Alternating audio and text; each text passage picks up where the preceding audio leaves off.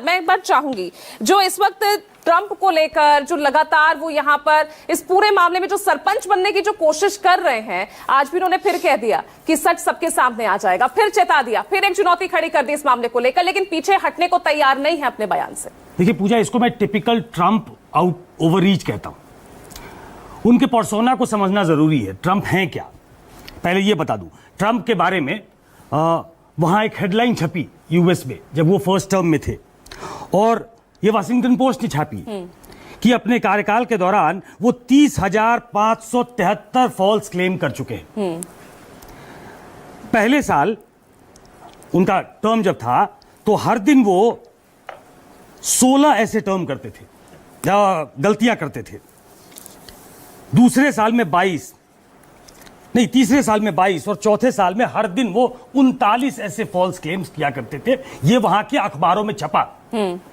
वहां के रिपोर्टर्स ने ट्रंप के सामने उनसे यह भी पूछा कि आपने अपने देश को मिसलीड क्यों किया है। ट्रंप ये भी फेस कर चुके हैं।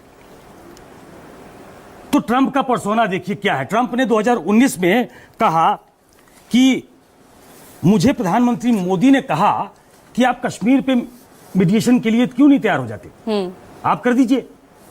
हुआ ऐसा कुछ भी नहीं।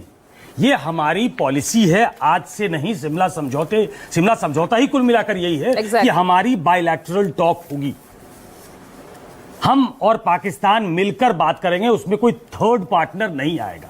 हम उसको फॉलो करते रहे हैं, और फॉरेन पॉलिसी वो ज्यादा डायनेमिक हो सकती है, लेकिन उसमें एक निरंतरता होती है, वो चली आ रही होती है, वो ओवरनाइट बदलती नहीं है, वो लंबे लंबे काल तक नहीं बदलती है। और हम शिमला समझौता से बंधे हैं, और इसमें हमने क्लियर कर दिया है कि कोई तीसरा पार्टनर नहीं आएगा। बिल्कुल।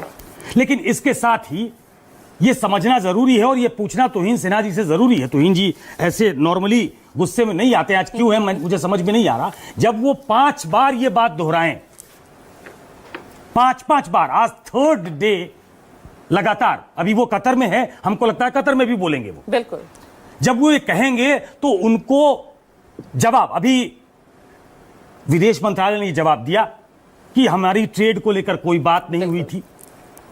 वो अड़े हुए हैं कि ट्रेड को लेकर बात हुई। आखिरी बयान भी उनका यही है कि मैं लगा रहा, हमारे विदेश मंत्री लगे रहे, सबको उन्होंने कांग्रेचुलेट किया अपने उस इंटरव्यू में, और हमने कहा कि ये न्यूक्लियर वॉर छोड़ो, ट्रेड करो दोनों देश। और सबसे जो मुझे लगता है आपत्तिजनक है, जो देश को आपत्तिजनक लगना चाहिए, कि उन्होंने हमें और पाकिस्तान को एक पेडेस्टल पे खड़ा कर दिया। बिल्कुल ट्रू। तो इसका क्या, ये पूछना जरूरी है, और ये सरकार से पूछा जाना चाहिए। अभी तक हो सकता है कि तौहीन सिन्हा, हमने ये देखा नहीं है, तौहीन सिन्हा तक भी ये नहीं पहुंचा होगा कि क्या इंडियन गवर्नमेंट ने ऑफिशियली, क्या यूएस डिपार्टमेंट के साथ, यूएस गवर्नमेंट के साथ ऑफिशियली क्या ये कहा है, अपना विरोध दर्ज कराया है कि nothing is going, this is not going, this is not on.